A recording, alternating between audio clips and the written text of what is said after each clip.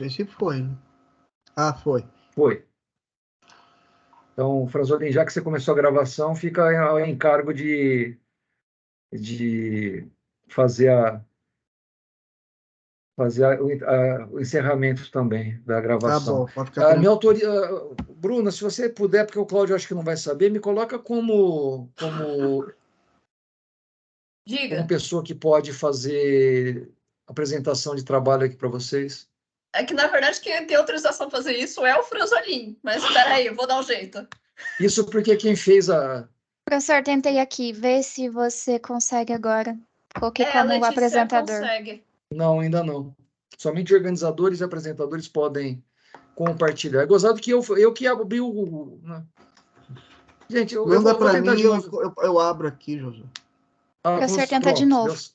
Deu certo. Beleza. Deu certo. Gente, eu não consigo mais ver vocês, mas vocês conseguem ver o que eu estou apresentando? Sim. Sim. Gente, se vocês quiserem ir embora, vocês podem ir que eu não vou saber, tá bom? mas vamos lá. A ideia é apresentar para vocês... Aliás, também tem uma... Acho que eu mandei para vocês, né, o e-book do Thomas Piketty, a capa essa daqui, e chama O Capital no Século XXI. Ele teve uma entrevista uma vez que ele falou que ele não conhece ou não está interessado no Marx, mas ele conhece o Marx, ele utilizou o Marx, e o Capital no Século XXI tem a ver com a obra... Opa, isso aqui é da aula passada, esquece. Professor, o que você está compartilhando? Porque aqui pelo menos só está aparecendo a tela do Word. Ah, meu Deus do céu, é que eu sou ruim, né? Peraí, eu Você estava está compartilhando janela, que aí vai pegar toda a Sim. mudança, ou a janela específica do Word? Escolhe a sua tela. Tela ao invés de janela. Aí vai aparecer todas as alterações para a gente. Perfeito, aí vocês vão ter acesso a absolutamente tudo que está na minha tela. Isso, agora a gente está vendo. Ok. Bom, eu estava mostrando para vocês essa tela aqui, né? O e-book é esse aqui, e nós vamos tratar especificamente do capítulo 13 do livro dele. E o capítulo 13 chama Um Estado Social para o Século XXI, no e-book, página 589 e 611, mais as páginas 95 e 97 do anexo técnico. Bom, qual que é a função, qual é o nosso interesse desse capítulo 13? Nos capítulos anteriores, o Piketty trata das condições pelas quais ocorre a desigualdade. E ele tem uma questão assim interessante. Eu vou tirar essa tela um pouquinho para olhar para vocês enquanto isso. O problema do Piketty é que às vezes ele parece a ONU. Ele trata muito das questões da desigualdade, mas ele não, pelo menos nos capítulos sobre a necessidade de Estado social, ele não trata com força sobre as causas dessa desigualdade. Embora ele fale que existe desigualdade e a desigualdade é ruim, ele fala que essa desigualdade deveria existir como bom liberal que é. Ele não fala, assim, embora ele use o Marx e fale do Capital e se lembre do Marx, ele não é comunista, ele não é socialista, ele está, assim, no espectro do liberalismo político, no espectro da economia política, nós podemos entendê-lo como um liberal progressista ou talvez até como um keynesiano. Ele é alguém que entende a necessidade da intervenção do Estado na economia, mas ele entende que essa intervenção deve se dar dentro de parâmetros das regras do jogo do capitalismo. Em momento algum ele propõe a derrubada do capitalismo, em momento algum ele propõe revolução, nada disso. Ele simplesmente trata de como nós podemos entender a estrutura da economia mundial hoje e como podemos fazer para que a desigualdade que ele entende como crônica ou estrutural seja minimizada. Vamos lá. Então, ele trata das condições da desigualdade. Nesse capítulo 13, a ideia é começar a tirar lições para o futuro. O Piketty se apresenta mais otimista que a ONU, porque ele se propõe a analisar instituições políticas que permitiriam regular de maneira justa e eficaz o capitalismo global. o que é justo e eficaz. Justo ele acaba utilizando um pouco do John Rawls, e eficaz ele acaba utilizando a teoria econômica. Mas a ideia é que o capitalismo precisa ser regulado para que ele possa ser mais eficiente e também mais justo. Vamos dizer que ele não trata disso no livro dele, mas nós podemos entender as preocupações dele com sustentabilidade social e sustentabilidade ambiental como formas de tornar o capitalismo mais justo. Tá? Ele reitera a necessidade e importância de um imposto progressivo mundial sobre o capital. Para quem não lembra, para quem não conhece, houve já no passado um economista chamado Tobin, ou Toban, eu não sei como falo, e ele propôs um imposto progressivo mundial justamente para permitir que houvesse dinheiro para os estados ou as organizações internacionais controlarem melhor os fluxos de capital. E ele reconhece, de qualquer forma, ele é realista, tá? Ele sabe que esse imposto progressivo mundial é uma utopia, mas isso é objeto, de qualquer forma, do capítulo 15 do livro. Convidem o Casalino para falar sobre esse capítulo, eu acho que vai dar bom, tá? Eu não sou a melhor pessoa para tratar de tributação. Mas esse imposto seria importante, como qualquer imposto, como fonte de receita financeira. Para quem não sabe, sem orçamento o Estado não existe. E sem receita não tem como ter orçamento. É preciso que haja uma fonte de dinheiro para que esse dinheiro seja depois aplicado de maneira prevista nas leis orçamentárias. E o imposto sem o qual o Estado não possui condições orçamentárias de atuar na redução das desigualdades. Ou seja, ele realmente apresenta o Estado como uma entidade que deve servir à redução das desigualdades. Ele apresenta o Estado como a entidade pela qual deve haver distribuição de condições ou de ações visando que a desigualdade seja atenuada, que as desigualdades sociais sejam mitigadas. Ou seja, ele está falando necessariamente do que nós aqui no Brasil entendemos como políticas públicas ou universalização de direitos sociais.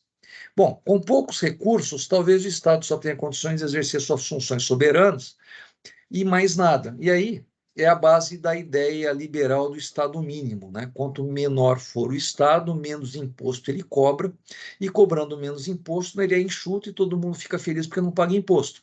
E com pouco imposto, o Estado só consegue exercer suas funções soberanas, quais sejam estrutura de governo, polícia, justiça, sistema legislativo e organização do corpo diplomático. Não precisa de mais nada num Estado enxuto, né? E tudo isso para introduzir o tema do capítulo 13, que é o papel do poder público na produção e distribuição das riquezas e na construção de um Estado social adaptado ao século XXI. O autor se refere à crise econômica mundial de 2008. O pessoal do mestrado em 2008 estava onde, né? Não precisa responder não, tá? Mas, de qualquer forma, ele fala que a grande recessão, não fala de grande depressão, mas grande recessão, e ele fala, olha, como aconteceu essa grande recessão, aconteceu e não foi uma grande depressão, e ele explica essas diferenças para justificar a necessidade de intervenção do Estado na economia. E aí eu transcrevo da página 590 o que ele escreveu lá. A principal razão para que a crise de 2008 não tenha culminado em uma depressão tão grave como a de 1929 é que os governos e os bancos centrais dos países ricos, dessa vez, não deixaram o sistema financeiro ruir e aceitaram criar a liquidez necessária para evitar as cascatas de falências bancárias, que nos anos 1930 conduziram o mundo à beira do abismo. Não fossem as políticas monetárias e financeiras estatais, a crise de 2008 poderia ter sido pior que a de 1929. O autor não fala isso com todas as letras, mas nas entrelinhas, para mim, pelo menos, ficou claro que as políticas de combate às crises do capitalismo não tocam nas causas das crises, mas somente nos seus sintomas, algo que eu já falei na minha introdução. Página 590, 601, transcrição lá do livro dele. A política pragmática que se seguiu à crise de 2008 permitiu, sem dúvida, evitar o pior, mas não trouxe uma resposta duradoura para os problemas estruturais que tornaram a crise possível, em particular a falta gritante de transparência financeira e o crescimento da desigualdade. A crise de 2008 surgiu como a primeira crise do capitalismo patrimonial global do século XXI. É pouco provável que seja a última. Mas veja, isso aqui parece que é uma frase que o próprio George Bush, à época, usou. Nós vamos botar dinheiro público na crise privada para evitar o pior. certo? E o que foi colocar o dinheiro? Colocou-se o dinheiro para corrigir os sintomas, mas não as causas da crise. E é justamente por isso que é pouco provável que a crise do capitalismo patrimonial global seja a última, porque ela não foi resolvida, apenas os sintomas. Demos aspirina para o problema, mas a causa da dor de cabeça pode voltar a acontecer. E na página 592, o autor deixa claro, algo que eu também falei na introdução, que o foco está sobre os dois lados da discussão, né? Dentro do capitalismo existem os anti-mercado e os anti-estado, ou seja, trata-se de uma discussão centrada no sistema capitalista e sem absolutamente nenhuma proposta ou preocupação em superá-lo por uma nova estrutura ou formação econômico-social, mas voltada ao seu aperfeiçoamento. De todo modo, este trecho aqui da página 592 é suficiente para ficarmos a reunião inteira sobre ele. Ou seja, se a gente quisesse ficar só nisso aqui, a gente ia chegar a 12:30 e ia ter que avançar, porque é muita coisa para tratar. Ele disse lá, abre aspas, os dois pontos de vista, anti-mercado e anti-estado, têm cada um sua parte de verdade. É necessário, ao mesmo tempo, inventar novos instrumentos que retomem o controle de um capitalismo financeiro que enlouqueceu e renovar e modernizar de maneira profunda e permanente o sistema de arrecadações e gastos, coração do Estado social moderno, que atingiram um grau de complexidade que, por vezes, ameaça gravemente sua inteligibilidade e sua eficácia social e econômica. Mas veja, o capitalismo não enlouqueceu, não. Ele disse que o sistema ficou enlouquecido, mas ele não enlouqueceu, ele apenas subiu de nível, ele alterou a sua racionalidade. Aí o autor comparou, no seu capítulo 13, o sistema de tributação de 4 países ricos, Estados Unidos, Reino Unido, França e Suécia, e até a Primeira Guerra não havia espaço para Estado social. Não havia nos orçamentos dos 4 países ricos muito espaço para tributação, porque naquela época o Estado servia exclusivamente ao exercício de suas funções soberanas. Nós estamos falando de uma época que intervenção do Estado era considerado quase um crime, e a questão social, como atribuído ao presidente brasileiro Washington Luiz, a questão social era um caso de polícia. Ele apresenta a situação de que os impostos naquela época não eram mais de 10% da renda nacional, ou seja, ninguém pagava mais que 10% de imposto total naquela época nos 4 países ricos. E havia até alguns custeios, né? Os estados até custeavam eles próprios algumas questões de infraestrutura mínima, ainda mais porque no início das estruturas o capitalista ele nunca entra com o risco de uma infraestrutura inicial. Geralmente se exige que o Estado faça a infraestrutura e depois ela é cedida por uma questão de eficiência econômica aos agentes de mercado, né? Mas isso é outra história. E também não havia muita preocupação com escolas, universidades, hospitais, embora houvesse isso dentro da infraestrutura mínima, ok? Mas, de qualquer forma, tudo isso era muito básico. Qualquer possibilidade de Estado social com capacidade de intervenção de estruturas socioeconômicas começa com um orçamento suficiente para custeio de programas, ações e políticas públicas criadas para tanto. Não dá para falar em Estado social sem falar em arrecadação tributária necessária e suficiente para tanto. Abre aspas, as receitas fiscais representavam menos de 10% da renda nacional nos países ricos até 1910, depois passaram a representar entre 30% e 55% em 2000 e 2010. Eu não sei quanto aqui no Brasil nós temos de imposto em termos de renda nacional, mas muito provavelmente nós estamos nessa média. E olha que nós nem somos países ricos, tá? Um país rico. Bom, despesas públicas no final do século XX, começo do século XXI, são de 2 ordens. De um lado, nós temos uma despesa muito grande com educação e saúde, e do outro, com políticas de substituição, que é um termo da economia que representa aposentadorias, pensões e seguros-desemprego. E junto com substituição, transferência de rendas, como os programas de renda mínima. Okay? Junto com o acesso à educação e à saúde, as aposentadorias públicas são a terceira revolução social fundamental financiada pela Revolução Fiscal do século XX. Nós estamos tratando aqui de algo que não existia até o século XIX. O Estado não se preocupava com universalização de educação e saúde e não se preocupava com aposentadoria. E isso é fundamental para a gente considerar a possibilidade de redução de desigualdades que eram muito maiores nos séculos anteriores. Então, veja, alguns liberais costumam dizer que é a liberdade econômica que permitiu a construção de riqueza para que as populações melhorassem sua situação social, sua situação econômica no século XX. O Piketty entende um pouquinho diferente. Ele entende que se não fossem as políticas de intervenção, de promoção de educação e saúde universais e uma prática de aposentadoria, ou seja, que a pessoa, depois de uma certa idade, tenha condição de sobreviver com recursos de aposentadoria, as desigualdades teriam sido tão grandes ou maiores do que nos séculos anteriores. E ele fala que a renda mínima corresponde a somas ainda inferiores. Menos de 1% da renda nacional, ele está falando dos países ricos, tá? Ele nem está falando do Brasil, mas as políticas tipo Bolsa Família no Brasil não chegam a 1% também. Ou seja, políticas de renda mínima são quase insignificantes na escala da totalidade das despesas públicas. No entanto, essas despesas acabam tendo uma contestação política muito maior. Suspeita-se que os beneficiários escolham ficar eternamente sob essa assistência, mesmo que a taxa de utilização dessa renda mínima seja, em geral, muito menor do que a dos outros programas governamentais. E uma coisa interessante, ele fala isso aqui com toda clareza.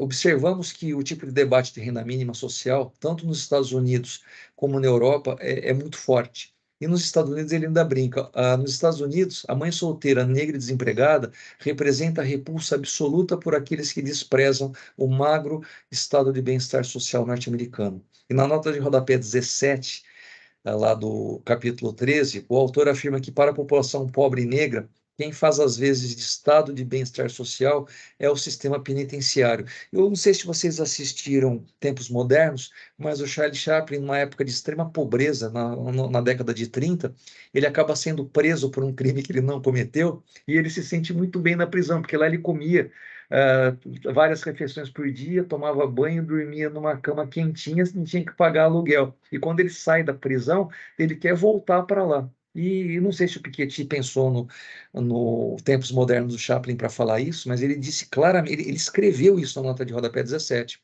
que para a população majoritariamente pobre e negra, quem faz o bem-estar social, o welfare state nos Estados Unidos, não só nos Estados Unidos, é o sistema penitenciário.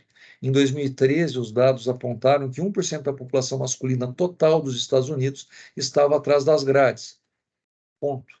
Mais de 5% dos negros adultos estavam encarcerados, ou seja, 1% da população total masculina estava atrás das grades. Só que era para estar 1% dos negros adultos e estava 5 vezes mais. Eu temo que no Brasil não seja diferente, eu temo que no resto dos países ocidentais não seja diferente. Ok? Aí o autor começa a discutir a fundamentação filosófica e jurídica do direito dos cidadãos à igualdade. Ora se baseando na Declaração dos Direitos do Homem e do Cidadão, lá de 1791, ora no utilitarismo, que é a base, os economistas adoram o utilitarismo do Stuart Mill, e antes dele do Jeremy Bentham, ou na teoria da justiça do John Rawls, e ora na teoria das capacidades do Amartya Sen. Eu queria fazer uma publicidade aqui da minha disciplina, que isso aqui a gente acabou utilizando, acabou tratando na disciplina, como vocês certamente se lembram. E ele fala uma coisa importante, tá? Para a gente entender que ele realmente está dentro do espectro do liberalismo, dentro do capitalismo.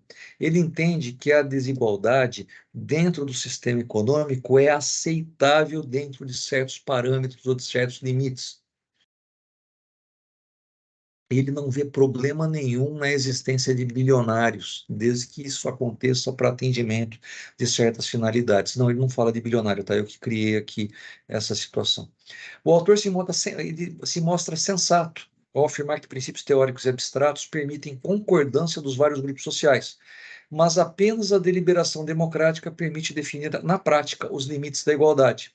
E que, na prática, as deliberações são enviesadas pelos grupos dominantes na proteção da propriedade privada. Ou seja, ele é realista, ele reconhece que, na prática, a gente vai decidir tudo na base do voto, só que ele reconhece que, na prática, essas deliberações vão acabar prevalecendo, vão acabar determinando a prevalência do interesse dos grupos dominantes. O autor considera que a solução, entre aspas, para consertar o capitalismo seja a intervenção do Estado. Ainda que ele deixe escapar que as deliberações políticas dão ênfase prioritária aos interesses dos grupos hegemônicos, é o estado de bem-estar social que evitaria situações de pobreza endêmica. Ora, então a solução seria tributar ao máximo para permitir o Estado que universalize direitos a toda a população, correto? Não para Piketty. Veja, ele fala que a deliberação dos grupos hegemônicos acaba dando problema, ele acaba dizendo que para consertar o capitalismo tem que haver intervenção, mas ele é contra que o estado de bem-estar social se torne máximo. E ele tem um medo danado do totalitarismo, ele tem um medo danado do Estado interferindo excessivamente nas liberdades públicas. E aí ele fala, lá na página 601, que os habitantes dos países ricos e os... Vamos melhorar isso aqui, tá? Ele não disse isso, mas ele entende que os ricos dos países ricos ou os ricos dos países pobres também têm necessidades legítimas de possuir um poder de compra para possuir toda a sorte de bens e serviços produzidos pelo setor privado, como, por exemplo, viagens, roupas, casas, novos serviços culturais, último modelo de tablet e assim por diante. Ou seja, ele entende a necessidade de intervenção do Estado, mas ele entende que a liberdade de ficar rico, a liberdade de apropriar, a liberdade de ser próspero, mesmo que numa situação em que todos estão devastados, mas a pessoa é próspera, ele entende que isso é do jogo e devemos conviver com isso. E aí ele fala uma coisa que eu tenho uma certa dificuldade aqui, depois eu gostaria dos mestrandos tratarem desse ponto. O autor trata da educação, ele realmente acredita que a educação é a ferramenta que promove condições de mobilidade social. Mas ele é realista ao confirmar que o acesso às universidades de elite não tem muito a ver com mérito, mas com capacidade de pagar as matrículas e dos pais fazendo doações às universidades. Os antigos alunos fazem doações nas universidades lá nos Estados Unidos, e olha que coisa doida que ele descobriu. As doações acontecem quase sempre na época em que seus filhos estão prestes a se inscrever nos processos seletivos. Ou seja, o critério de acesso provavelmente não é o mérito, ainda mais porque os processos seletivos das universidades de elite não são transparentes. Essa é a regra nos Estados Unidos. Na Europa, as taxas de matrícula e as mensalidades são baixas relativamente em relação aos Estados Unidos, e desse modo seria possível entender que o acesso à universidade seja universal. Contudo, a renda média das famílias dos alunos das universidades europeias de ponta é altíssima, de modo que pobre em escola boa é exceção. A frase mais linda do capítulo 13 do livro do Piketty é essa aqui, um comentário sobre uma declaração que se refere à meritocracia. É por instinto de sobrevivência que as classes altas deixam o ócio e inventam a meritocracia. Sem isso, o sufrágio universal ameaçaria fazê-las perder tudo que possuem. A meritocracia busca dar um significado à desigualdade, com isso legitimar a posição dos ganhadores. É complicado, mas eu achei... Essa frase é outra que dá para a gente filosofar bastante. E eu lembrei também de uma outra frase, eu acho que... Eu não vou lembrar agora o autor, mas se não houvesse entre os perdedores pessoas que concordem com a posição dos ganhadores, os ganhadores não ganhariam tão facilmente. Sobre o sistema de aposentadorias, que é outra questão de direito social de política pública ou de intervenção do Estado, ou seja, apoio do Estado para que pessoas tenham a desigualdade reduzida, para que na velhice possam não se preocupar em trabalhar e ter as contas pagas, o autor explica claramente como funciona esse verdadeiro pacto intergeracional, que depende do seu acesso de aumento exponencial da taxa de natalidade e expansão da massa de empregados para que os futuros empregados arquem com os valores das pensões dos atuais aposentados. Por que as aposentadorias, ao longo do tempo, elas acabam tendo reformas e acaba diminuindo o valor da aposentadoria e aumentando o tempo de contribuição? Porque isso acaba acontecendo porque nós temos tudo ser baseado numa esperança de que no futuro nossos filhos e netos vão fazer isso em favor dos atuais trabalhadores. Só que do ponto de vista financeiro, nós estamos falando de um sistema que é um enorme esquema de pirâmide. Ele não falou isso, tá? Fui eu que falei. Mas o que ele falou? Os sistemas públicos de aposentadoria se apoiam essencialmente no princípio de repartição. As cotas arrecadadas sobre os salários são utilizadas diretamente para pagar as pensões dos aposentados. Nenhuma quantia é investida. Todo o valor dos fundos de aposentadoria são revertidos para o pagamento das aposentadorias, ao contrário do sistema de capitalização. No sistema de repartição, que é a base da aposentadoria pública, por exemplo, aqui no Brasil, quando eu falo aposentadoria pública, eu estou dizendo tanto do INSS quanto a aposentadoria dos servidores públicos, tá? No sistema de repartição, fundado sobre o princípio da solidariedade entre as gerações, nós pagamos as cotas para os aposentados. Nós que estamos trabalhando hoje, pagamos as cotas para os aposentados, na esperança que nossos filhos façam o mesmo por nós amanhã. A taxa de retorno é, por definição, igual à taxa de crescimento da economia. As cotas que permitem financiar as aposentadorias de amanhã serão elevadas de acordo com o progresso da massa salarial. Em outras palavras, todas as gerações estão interligadas, né? Mas se essa... aí nós temos um problema, né? Quando a gente fala de aposentadoria atualmente, começa a falar de fundos de pensão, nós estamos falando não mais do princípio de repartição, mas do sistema de capitalização, pelo qual as cotas são investidas no mercado para que seja possível o aumento da massa de recursos para pagar as aposentadorias futuras. Lembrete que não é meu. Aliás, um lembrete que é meu e não do autor. No Chile, o sistema baseado na capitalização não deu certo. O Piketty explica que a substituição imediata do sistema de repartição pelo de capitalização deixa a geração que contribuiu sem nada, pois a geração seguinte terá seus recursos direcionados para a capitalização e não para o pagamento das aposentadorias daquela. Para além disso, não há garantia alguma de que o investimento em capitalização garantirá retornos suficientes, vide o que aconteceu no Chile.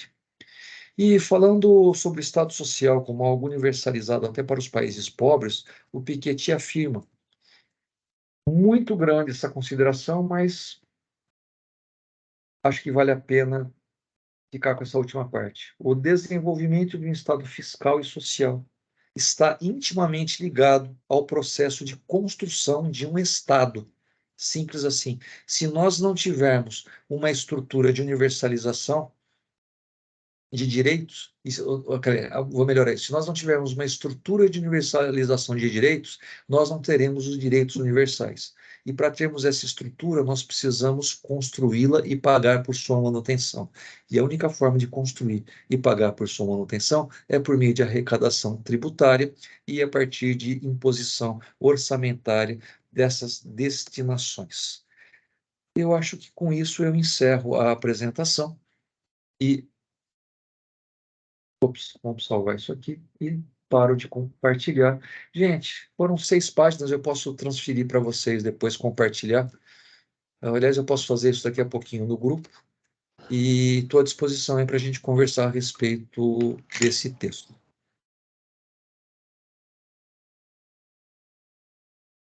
Nossa, ninguém quer falar nada? Tá bom. Então encerramos aqui, muito obrigado. Eu vou esperar eles falarem, né, professor?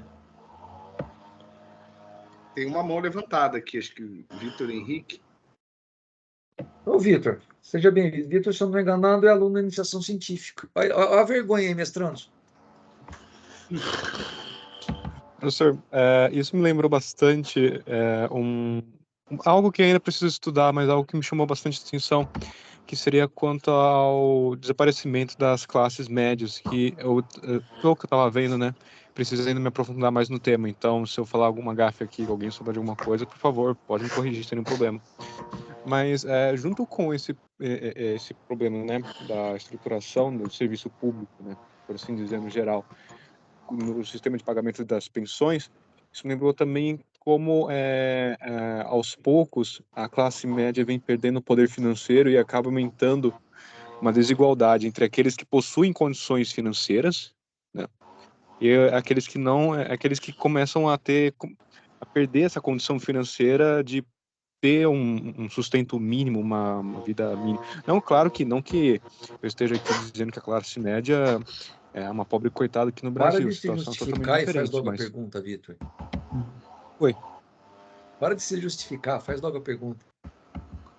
Não é a pergunta, mas é só um ponto que acho interessante, que coincide com esse ponto, né, da perda do cidadão de serviços ou do seu bem-estar social conforme as gerações vão passando, porque os problemas que nem da aposentadoria, né, as pessoas vão perdendo essas condições, ponto da pirâmide etária, por exemplo, entre outros que você citou nos textos.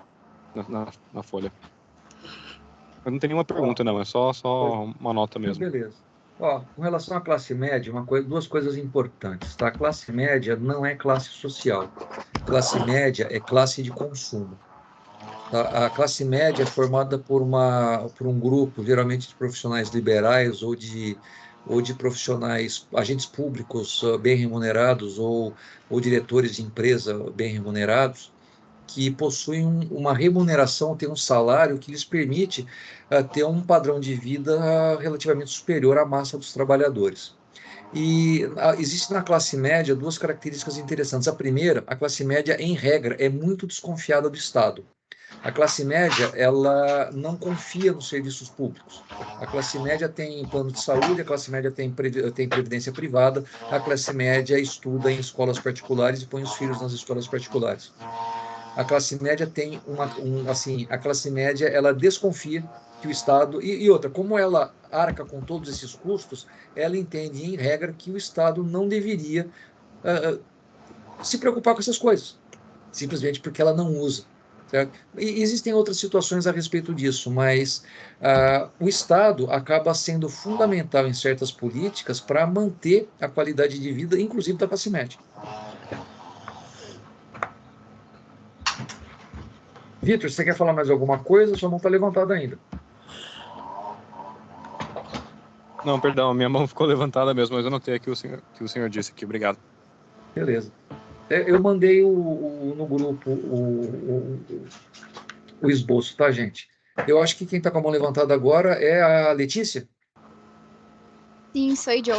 Bom, eu também grifei essas partes aqui quando eu fiz a minha leitura e acho que o que eu queria fazer é um comentário também e depois desdobrar a questão sobre o estado fiscal e social. Acho que esse tema, a gente, nesse grupo de pesquisa principalmente, o estado social vai passar por, se não a totalidade da pesquisa de todo mundo, 99%, porque vem os direitos ali, os famigerados direitos humanos, né? Nessa esteira ali, segunda geração e tal.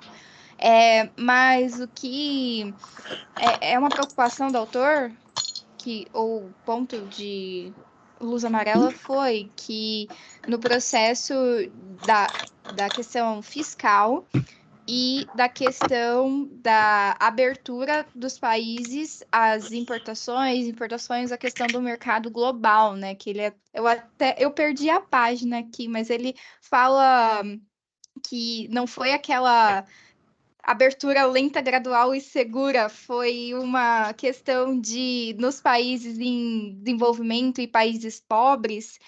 Foi meio que o que fazem para fazer o foie gras, né? Foi enfiando goela abaixo. E aí eu queria só destacar esse ponto, que exatamente é uma questão que chama a atenção para o que a gente está vivendo, né? É aquela história de chutar a escada, né? Subir a escada e depois chutar a escada, que tá aí um desafio para o século XXI, né? De como os países crescem, se mantêm, na verdade, com essa questão do mercado global. E também, desdobrando esse assunto, aqui no sistema interamericano de proteção dos direitos humanos, né? Eu até li isso para fazer a minha dissertação e vi a questão do porquê o Pacto São José da Costa Rica não abordou direitos sociais de uma forma mais aprofundada, né? Pelas fontes que eu li, seria uma oposição, principalmente dos Estados Unidos, à questão dos direitos sociais e na sua interpretação, né? E aí teve que vir, né, o Protocolo de São Salvador, que daí depois foi falar dos direitos sociais e foi ratificado por uma minoria, então, de países, mas o Brasil ratificou, enfim. Acho que seria essa a minha consideração, né? Acho que tá aí uma pergunta, para mim, eu acho que é retórica. Não sei se você quer comentar alguma coisa, professor, mas agradeço sim. Mas nessa construção aí do estado de bem-estar social, do estado social agora nas próximas frentes, tanto é que a gente está vendo agora, antes de iniciar a gravação, a gente está falando da questão até climática, e que vai bater uma onda forte de calor aí, e aí como que tudo vai se preparar, todos esses direitos se interconectam no fundo, e o que vem por aí, né? É uma preocupação. Acho que é isso. Legal, Letícia. Ó, só uma consideração. Quando a gente fala de Estado social, nós estamos falando de um Estado preocupado com uma intervenção voltada à redução de desigualdades. Ou seja, o orçamento acaba sendo direcionado para eliminar desigualdades ou falhas de mercado. E aí vem os liberais e falam que não é porque tem falha de mercado que a gente tem que colocar o Estado porque vai ter falha de governo. Mas eu não quero entrar nessa discussão, não. Quero apenas lembrar que tem dois autores da Universidade de Chicago, o Stephen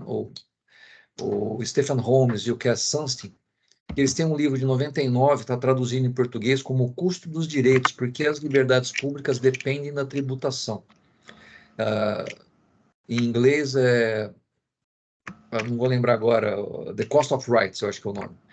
E lá eles demonstram, analisando o orçamento dos Estados Unidos, da União Federal dos Estados Unidos, que os Estados Unidos, que a União Pública, que o poder público norte-americano gasta muito dinheiro para a promoção e garantia das liberdades individuais.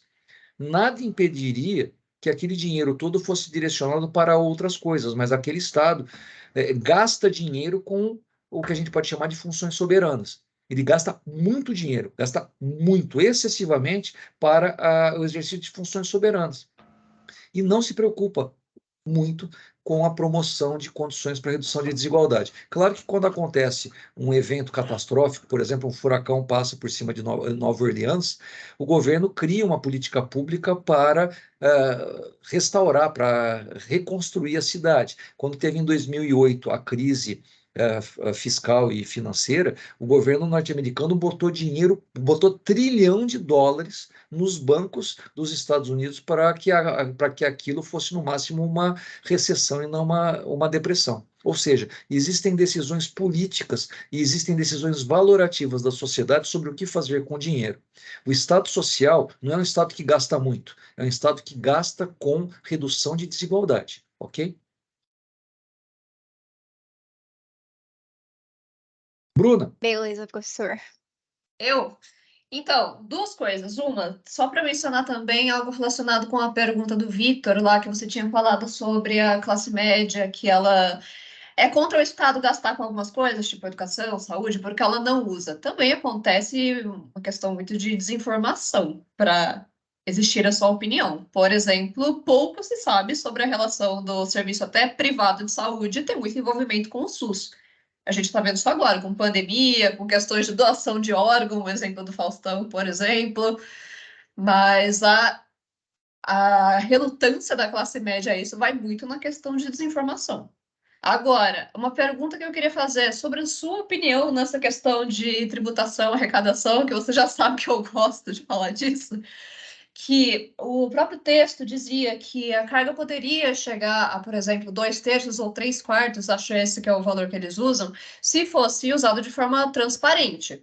Beleza. Se o uso fosse transparente. Ele fala dos Estados Unidos e da Europa. Aqui no Brasil, daria com educação e saúde, 28% a 40% de destinação de imposto obrigatório, né, pela Constituição e por lei complementar. Mas a obrigação que a lei ou que a Constituição dão, ela é muito genérica. Ela fala que precisa ir para o desenvolvimento do ensino ou desenvolvimento dos serviços públicos de saúde. Ela não especifica exatamente para onde precisa ir. Sim. Então, tendo isso em vista, você acha que seria um caminho realmente aumentar mais ainda? Considerando que o Estado ele usaria, teoricamente, a arrecadação fiscal para serviços e diminuir desigualdade?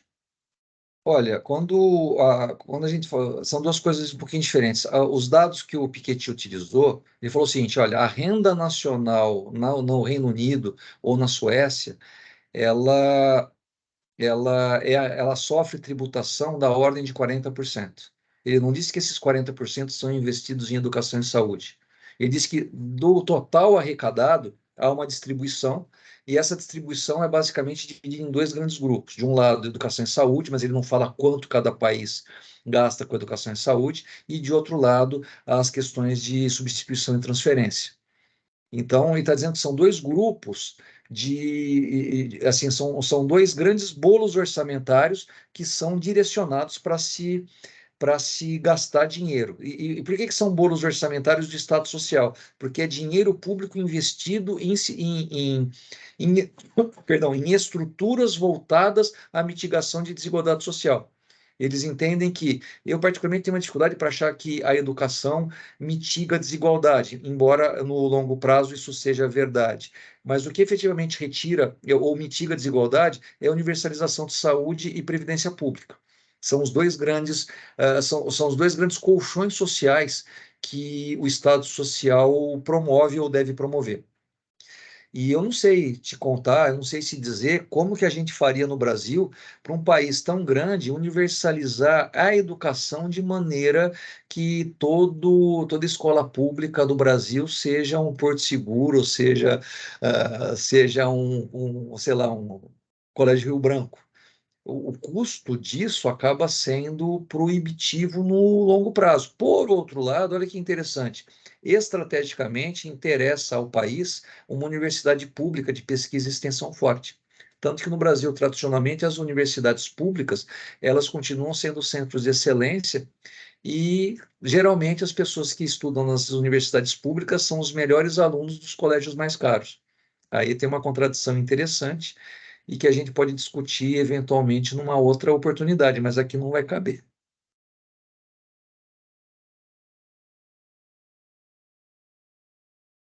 A Bruna fugiu, então sobrou a Isabela. Pode passar para a Isabela, tá tudo bem. Obrigado, José. Obrigado eu. Isabela. Professor, queria, na verdade, fazer um comentário relacionado a essa questão da educação e também das deliberações democráticas, né? Então, o senhor falou aí que o Piketty fala que são as deliberações democráticas que permitem definir os limites, né, da igualdade. E eu lembrei de um texto que a gente acabou lendo também para a aula do professor Peruso, né, do Direito às Diferenças, em que ele fala justamente isso, né, que a gente, na verdade, tolera as desigualdades na medida em que esses desiguais puderem contribuir como consumidores ou para a nossa cadeia produtiva, né? A gente consegue tolerar se eles estiverem contribuindo para a nossa perpetuação, vamos dizer assim. E aí, nesse ponto, eu entendo que o professor fala, né, que com certeza a educação seria um caminho para isso, mas um caminho mais a longo prazo, digamos assim. Mas eu ainda acho que eu concordo nesse sentido com aquilo que o professor fala no texto, que é de que a educação ela vai ser o caminho para essa deliberação culminar numa promoção de uma maior igualdade, na medida em que, se eu fomentar o acesso à educação, principalmente dessas pessoas desiguais, eu consigo fazer com que os outros enxerguem essas pessoas não só como peças dessa engrenagem da cadeia produtiva, e entendam que elas também fazem parte ali como seres humanos, né? Então, entender o diferente e a convivência, por isso a importância aí de eventuais cotas, né, para acesso dessas pessoas diferentes, vamos dizer assim, que foram preteridas em algum momento da história, para que a gente possa conviver e poder ter essas deliberações mais democráticas. Não sei se o senhor concorda, se o senhor tem alguma sugestão, algum ponto para fazer sobre isso, né? Mas, não sei, achei só interessante comentar. Isabela, a respeito desse ponto da educação, nós temos dois tipos de educação, tá? A educação que permite que você ganhe dinheiro, a educação formal para o mercado de trabalho. A educação que efetivamente transforma, permite a desconstrução da realidade, é a educação mais filosófica, mais humanista, que não vai te pagar salário nenhum. Então, você vai ter um grupo de pessoas que vai conhecer a realidade, vai ficar chateada porque conhece a realidade e não pode fazer nada para alterá-la, e vai ter aquele pessoal que utilizou o tempo para estudar para saber como operar uma máquina, prestar um serviço a um sistema que interessa e viver bem. Sabe? Qual das duas educações são importantes? Qual efetivamente liberta? Qual efetivamente faz você crescer? Porque a educação que liberta, a educação que transforma, não vai, no longo prazo, alterar a transformação das instâncias deliberativas. Ninguém vai votar no cara porque ele é um pensador bonito. Não, não vai. As pessoas votam conforme interesses, geralmente econômicos, sociais, e não afinidade filosófica. Tá? Eu estou sendo muito impreciso agora. Eu acabei usando uns espantalhos para explicar por causa do avançado do horário, mas eu mais concordo do que discordo do que você falou, viu? Acho que a gente tem muito mais convergências do que divergências nisso que você disse. Obrigada, professor. Eu que agradeço. Marco Antônio, quantos anos? Bem-vindo. Você está mudo, pode tirar o mudo e falar. E hoje justamente eu estou um pouco gripado, então a minha voz deve estar um pouco estranha. Mas sou Não, eu. dá para cantar um blues, fica tranquilo. Não, eu só queria comentar um detalhe, assim, estabelecer uma diferença, né, do que é o nosso Bolsa Família e o que é renda mínima, muito embora foi chamado como se fosse a mesma coisa, assim, né? Não. Eu falei que o Bolsa Família é um sistema de transferência de renda. Eu não Então, falei que o renda mínima, o imposto negativo, ou a renda básica é uma outra coisa, mas acaba funcionando também no mesmo sentido. É análogo, mas não é igual. porque, na verdade, o renda mínima ele faz a universalização de transferência de renda, né? Então, acaba proporcionalmente, todas as pessoas acabam recebendo uma cota dessa renda mínima e tendo como fonte, muitas vezes, o imposto sobre grandes fortunas, né? Que é uma diferença grande que a gente tem no Brasil e está no processo de caminhada, porque o nosso Bolsa Família, ele, na verdade, é vinculado só à vulnerabilidade, né? E tem como fonte, na verdade, o orçamento geral. Então, ele é uma transferência de renda, sim, mas é uma transferência de renda ainda em processo evolutivo, né? E está sendo discutido agora, inclusive no próprio Congresso, essa questão do imposto sobre grandes fortunas, que pode ser um casamento, né? E aí sim a gente chegar a um processo de renda mínima de fato. Só isso. O imposto sobre grandes fortunas é o único imposto com previsão constitucional que nunca faz 35 anos que ninguém pensa nele. O imposto sobre grandes fortunas ele é um imposto simbólico, tá? Porque não vai fazer muita cosquinha nos orçamentos públicos. Ele é mais uma forma de dizer assim, você por ser bilionário, você por ter muita condição, você vai arcar com um custo adicional. E é simbólico. O que efetivamente seria interessante para fins de tributação, a meu ver, seria o imposto de renda progressivo. Mas aí é uma outra discussão que também não vai dar para entrar aqui, né? Mas está tudo certo. Mas obrigado pela distinção, pela precisão. Vinícius, outro aluno de iniciação científica. Bom dia a todos. Já boa tarde, cara. Boa tarde. Eu não almocei ainda, não é dia. Tá bom. Primeiramente, queria agradecer ao professor Cláudio pelo convite de estar aqui nessa discussão, um tema que eu particularmente gosto bastante, mas ainda para ter um comentário mais preciso sobre o tema, eu acho que eu teria que ler o livro do Piketty todo, né, não só o capítulo 13. Mas o que me deixou bem curioso foi o comentário do senhor sobre a classe média não ser uma classe social e sim uma classe de consumo. E eu queria saber um pouco mais o que isso quer dizer exatamente. Qual seria a classe da classe média, então? Vamos lá, cara. Vamos lá. Quem criou essa história de classe, né, foi a teoria marxista. Ele fala basicamente o seguinte: a sociedade é dividida em dois grupos ou duas classes. Uma, a classe que possui que pertence aos proprietários dos meios de produção. Ou seja, se você é dono de uma indústria, se você é dono de uma gleba de terra onde tem produção para o agronegócio, se você efetivamente produz riqueza a partir do seu maquinário, a partir da sua terra, você pertence a uma classe, chamada classe dos proprietários. Se você não possui isso, e você, para sobreviver, você precisa ser contratado por esse pessoal, você pertence a uma outra classe, que é a classe chamada proletário. Eu não sei, eu não lembro agora o que significa isso no latim, tá? Mas basicamente significa aquele que não tem condição de sobreviver por conta própria e precisa de salário de outra pessoa.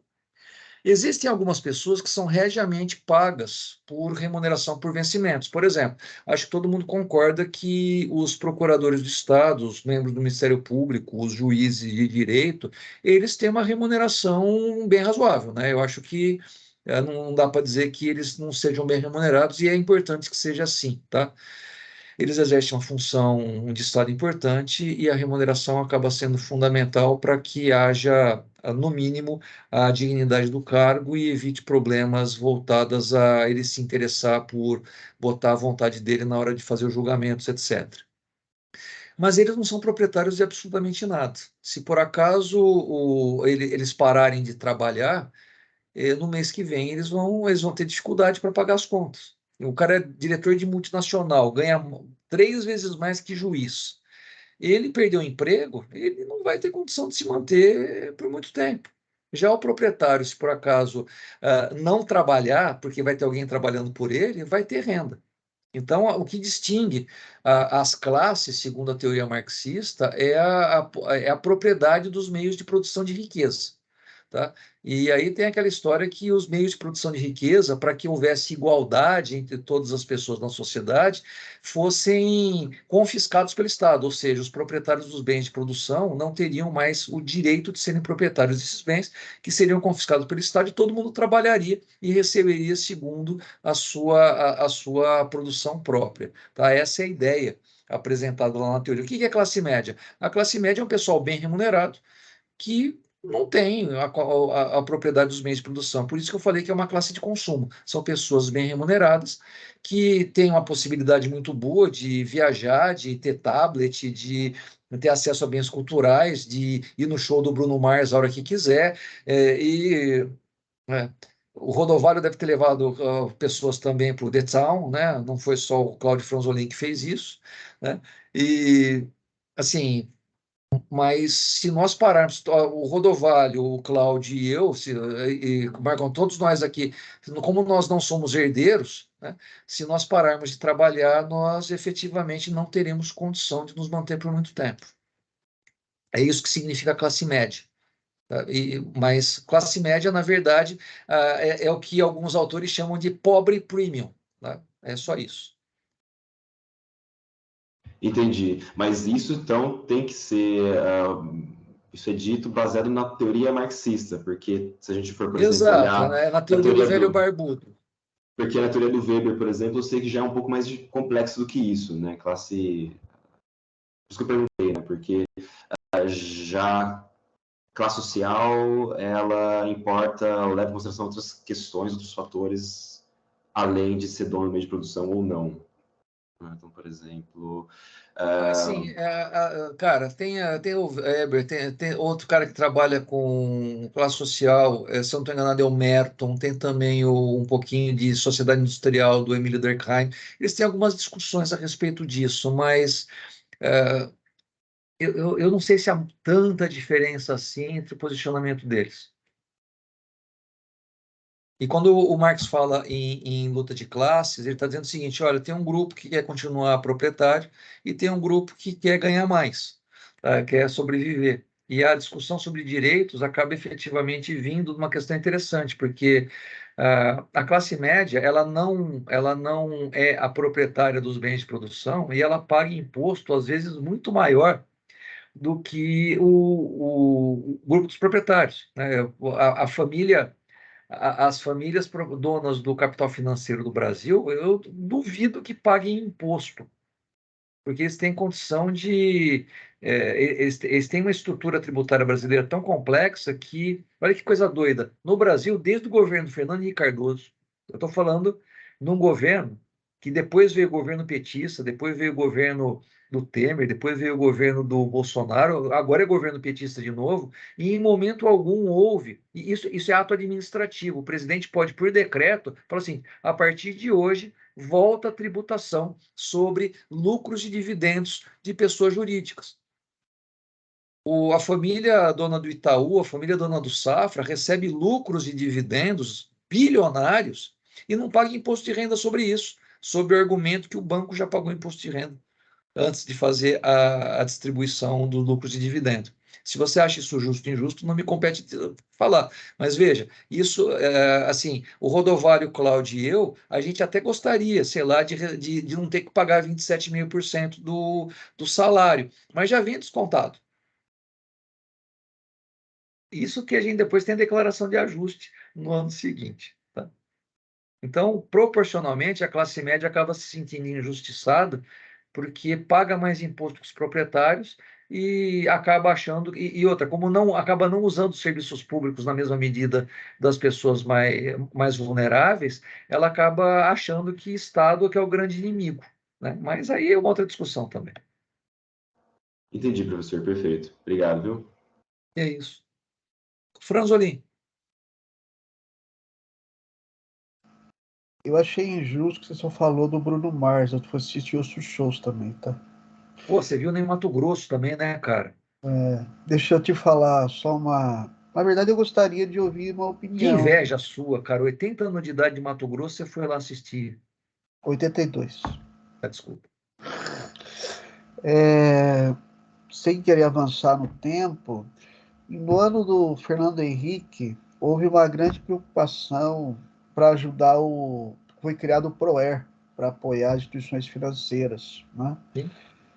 No texto, fala sobre um trecho, até comentei com você, no zap com você, sobre uma desigualdade tolerável. E se você não estimula o sistema, se você não estabiliza o sistema monetário, você também cria um problema social.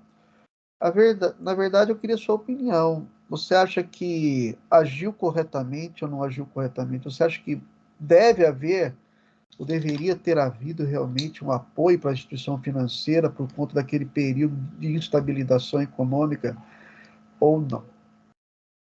Olha, a minha resposta, ela quer dizer que não devia ter, não, tá? A minha resposta. Mas a estrutura econômica atual é totalmente baseada no capital financeiro e você bloquear, assim, o banqueiro, ele acaba se tornando o fluxo sanguíneo da economia. Você, por qualquer motivo, tem um problema bancário, você desestabiliza por completo o setor produtivo. Então, isso acaba sendo a justificativa de quando houve as crises, como a de 2008, praticamente todo o dinheiro público investido foi entregue na mão do banqueiro. A respeito disso, eu recomendo um filme chamado A Grande Aposta. Tem lá uns atores norte-americanos. Eu não vou lembrar agora o nome dos atores, mas aquele cara que faz o The Office está lá, o Brad Pitt está lá, o cara que fez o Batman está lá. O filme é excelente e mostra a respeito de que os bancos já sabiam da crise, mas como eles estavam todos, os títulos estavam na mão deles, eles estavam esperando encontrar gente suficiente para entregar os títulos podres na mão, para daí informar que deu pau, que deu ruim. E eles não conseguiram. Por isso que quebrou. Já tava ruim faz tempo, mas como eles não conseguiram tirar da mão deles o mico, eles não conseguiram, eles seguraram. Então mostra claramente que eles têm uma força muito grande, porque, aliás, uma coisa que eu aprendi, tá? Quando começa a aparecer no jornal que tá bom entrar na bolsa para investir, é a hora que você entrou para eles saírem. Já passou da hora, né? Já passou. Obrigado, Josué. É isso. Mastrode, se me permite, só duas observações, né? Até três. Eu sei que o tempo já está. Mas eu não fui ao detalhe, né? Na verdade, curiosamente, eu não sou muito de shows, então eu nunca vou, não costumo muito ir a shows, seja qual for. Mas essa ponto, né, da classe média que o Vitor e o Vinícius lembraram aqui, eu acho que ela é muito pertinente. Eu não vou entrar aqui na discussão de quem é a classe média ou as críticas que fazem a classe média, né? Mas tem um artigo agora que foi recém-aprovado, tá para publicar, que eu escrevi com 2 amigos, mas que tangencia um pouco essa discussão. É como essa crise, porque passa a classe média, e isso me parece que até um certo fato, né? Nos últimos anos, pela crise do Estado Social e as várias crises que vieram depois, e que, evidentemente, isso atinge de uma forma peculiar à classe média, de como essa crise da classe média, de certa forma, foi aquilo que alimentou a ascensão da extrema-direita, né? Esse retorno de uma extrema-direita ao poder. É a classe média que, digamos, de fato tem um problema, mas que enxerga mal a solução do problema e aposta justamente como... Isso não é um fenômeno brasileiro, né? Isso vem ocorrendo no plano internacional, você observa isso em vários outros países, de como essa classe média desguarnecida ou, de alguma forma, apequenada, né, nas últimas décadas, tem levado a confiar justamente naquele populismo de uma extrema-direita e tem levado a esse caos em que o mundo, de certa forma, está entrando nos últimos anos. A Argentina está entrando, né? O efeito Orloff chegou na Argentina. A Argentina, eu acho que sempre é o paroxismo de tudo que a gente vê nos últimos tempos, né? O mundo está entrando nesse caos, e o argentino me parece que é aquele que salta com mais força, né? Realmente, acho que o caminho que a Argentina está tomando, eu fico com dó, né? Eu gosto muito dos hermanos, não tenho, mas realmente, acho que eles ali é a enésima potência disso. Sim. Mas só essas coisas. Falando em Argentina, tem uma frase que eu queria deixar registrado, né? Nós somos todos Boca Juniors. Boca Juniors é Brasil em La Libertadores. Agora sim. Avante, Boca. Bom, piadas à parte, gente, pelo horário, pela lançada, já estamos aqui há 1h02 gravando, pelo horário já está na hora de almoçar, então a gente dá continuidade nisso eventualmente mais para frente. Eu tomei a liberdade de mandar um vídeo engraçadinho sobre classe média sofre para vocês, e a Isabela está perguntando qual o nome do artigo. Que artigo? Ele ainda não saiu, ele foi aprovado, ainda deve sair, quem sabe, no final do ano, assim que sair eu compartilho lá no grupo. Na verdade, o foco é justamente essa crise e ascensão da extrema-direita nos últimos anos que a gente passou. Mas a hora que saiu, eu encaminho. Espero que saia logo. Tá joia. Publicado. Tá bom. Gente, Cláudio, vamos encerrar então a gravação. Gente, obrigado a todas, todos. E assim, não dá tempo de fazer comunicações, mas semana que vem a gente tinha a previsão de uma nova reunião e que vocês vão ficar tristes, mas a professora que a gente convidou não conseguiu, e a gente, pelo adiantado do tempo, a gente não vai conseguir substituir adequadamente. Então, nós estamos cancelando a reunião do dia 27 de setembro, semana que vem. A próxima será em outubro, com uma professora da Unicamp que vai tratar sobre políticas públicas. Professora, ela era da Federal do Rio Grande do Norte, atualmente ela está na Unicamp, chama Fernanda Ultremari. E vai ser legal que a gente vai ter uma base econômica sobre políticas públicas, eu acho que vale a pena. Então, sejam todos bem-vindos na reunião. Ok? Também há vários eventos acontecendo sobre direitos humanos e políticas públicas, alguns congressos online, e todos os mestrandos, eu sei que todos os nossos mestrandos têm pelo menos um paper de 10 páginas para apresentar nesses eventos de comunicação com resumo expandido ou mesmo paper. Então, eu exorto os nossos alunos a participarem de pelo menos um desses eventos online e gratuitos. Mais alguma coisa? Cláudio, mudo. Posso encerrar a gravação? Pode. Então você fala tchau aí, para poder encerrar. Muito obrigado a todos e até a próxima. Valeu, gente. Até logo. Tchau, tchau.